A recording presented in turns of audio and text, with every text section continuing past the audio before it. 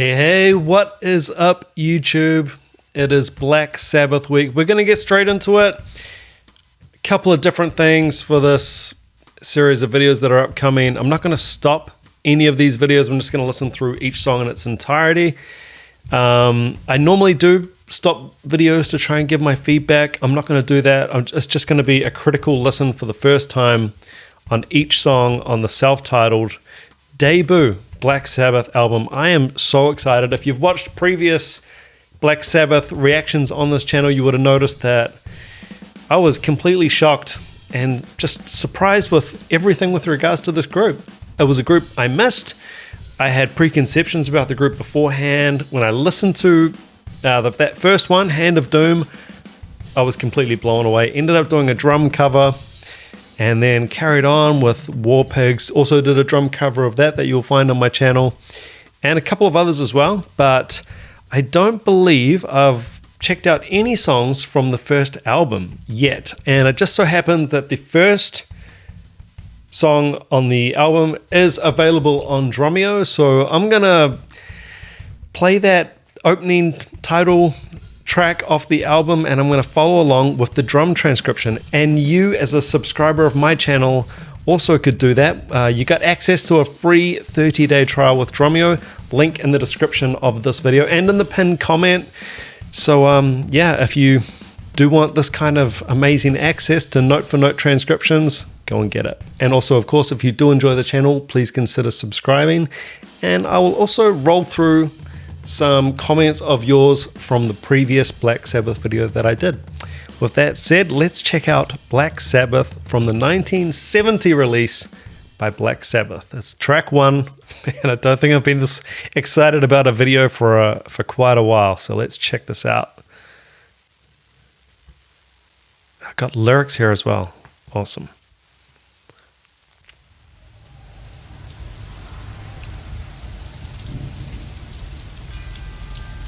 Atmosphere.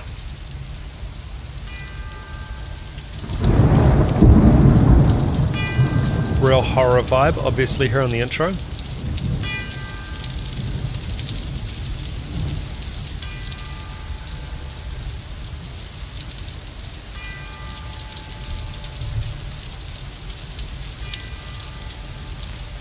What a way to start an album.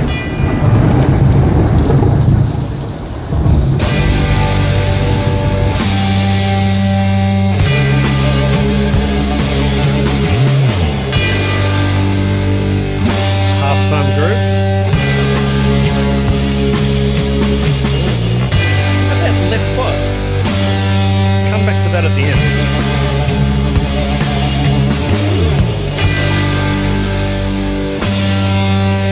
A lot of independence on that left foot. So good.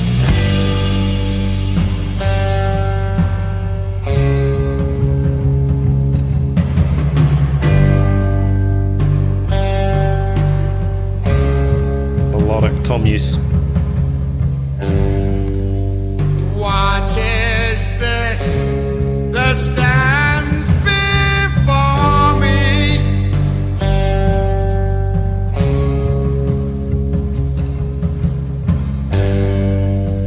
Figure in black which points at me.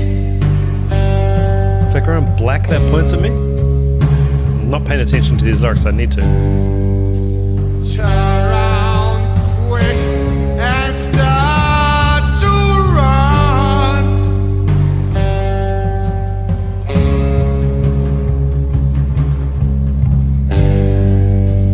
Find out I'm the chosen one. Oh no!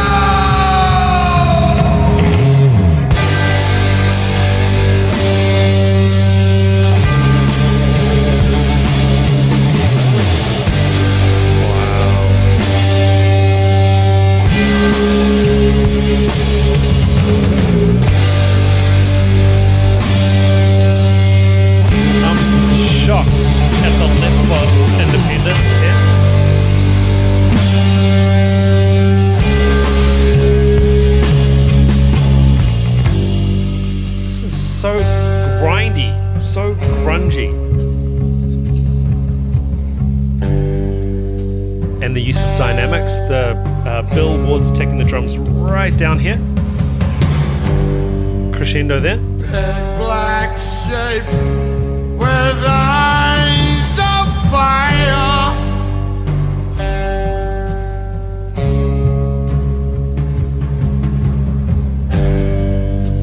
Telling people their desire.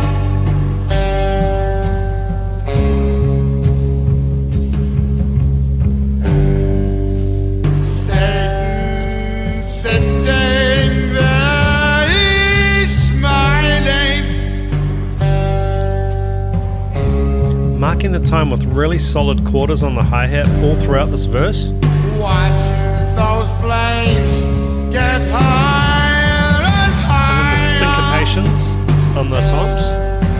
Oh no, no, please God help me.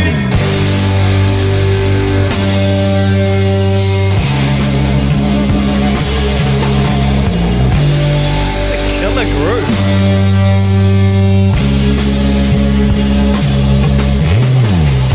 Again, reminds me of Soundgarden.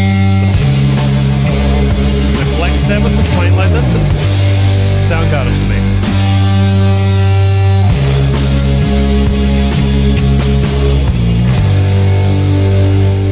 Time signature change here.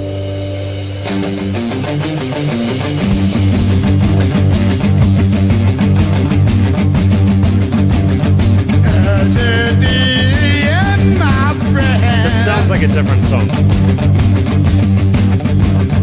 Things come around the bend. Wow, that's some on the nose lyrics. People running 'cause they're scared. What were people thinking? The 1970s. Everywhere. No, no, please, no.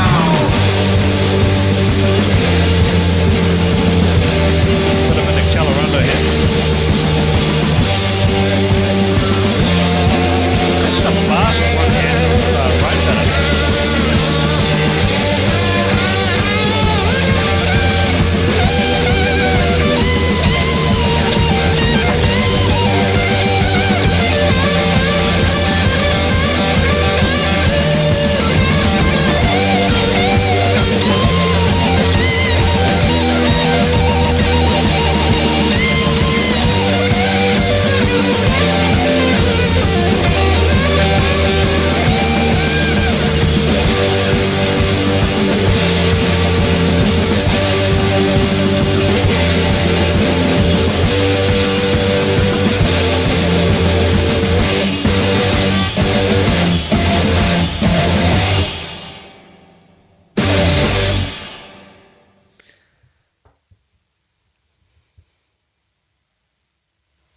Absolutely fascinating.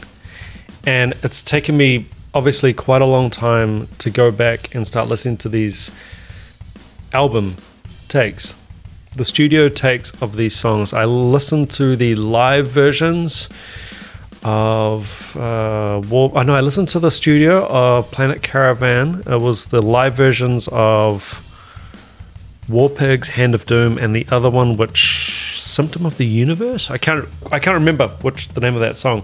So listen to how they released this album, and I understand. According to Tony Iommi, they recorded this whole album in a single 12-hour recording session. And to be completely honest, and I don't mean this to sound like a diss, it sounds like it. I mean that in a good way. It sounds like a band.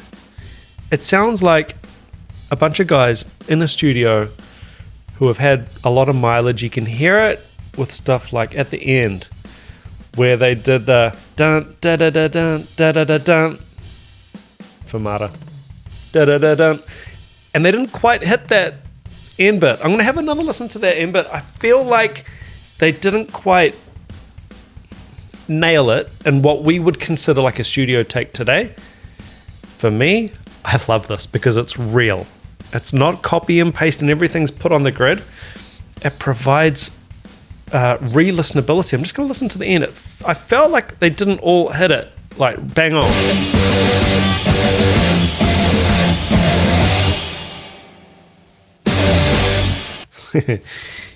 Yeah, a little bit. There's one of those on Porgy and Bess by Miles Davis as well, where there's an ending where it's just not quite on, but it's a take. And as we know these days, things aren't a take. It's a collection of takes, possibly hundreds of takes over weeks or months. Striving for that perfect performance. This is from an era where there was a completely different ethos. You'd have a band in the room capturing the sound that they create when they're out playing live.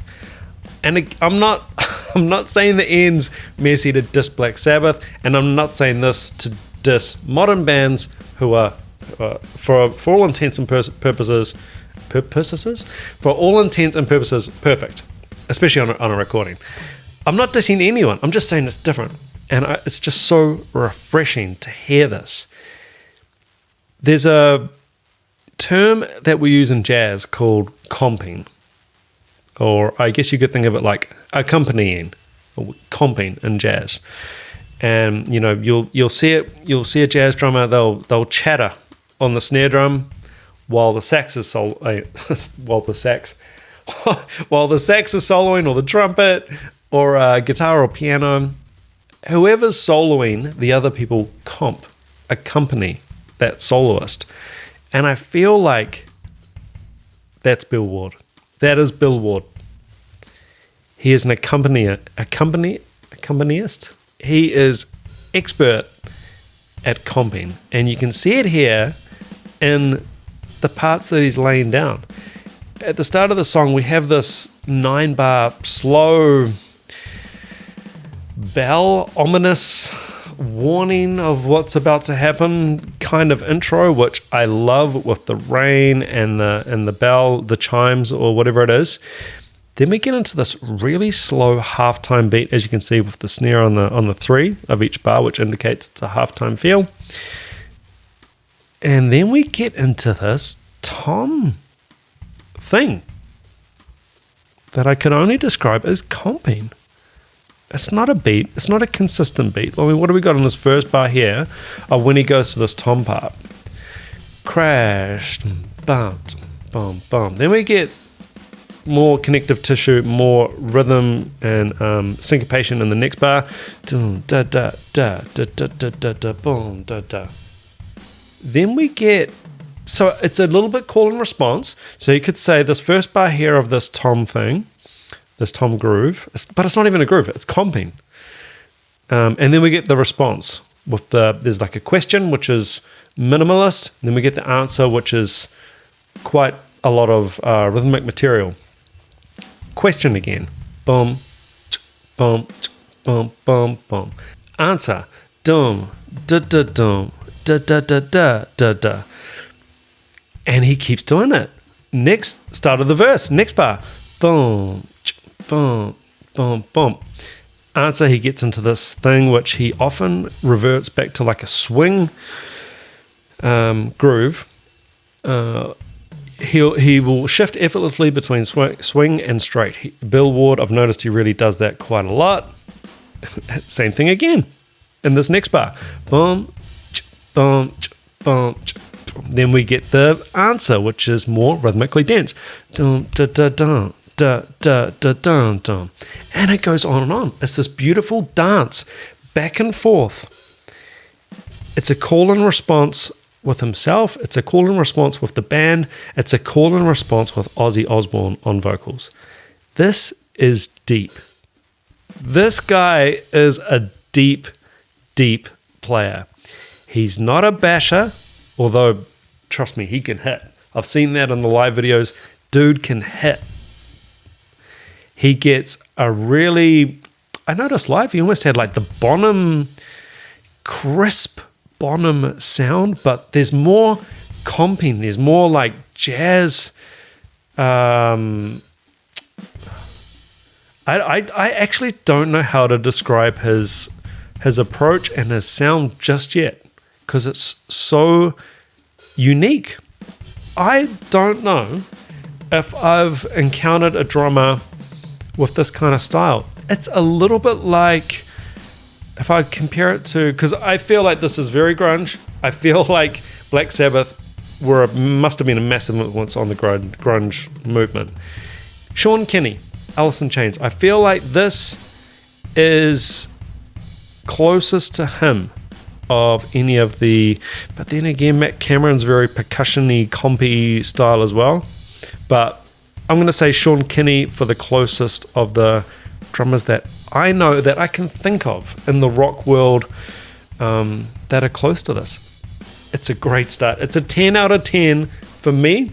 Start to the Black Sabbath self-titled album 1970, and I cannot wait to get to the next one. Thank you so much for watching the video. Massive Bill Ward fan here. I'm just super excited to get to track 2. I'll catch you then.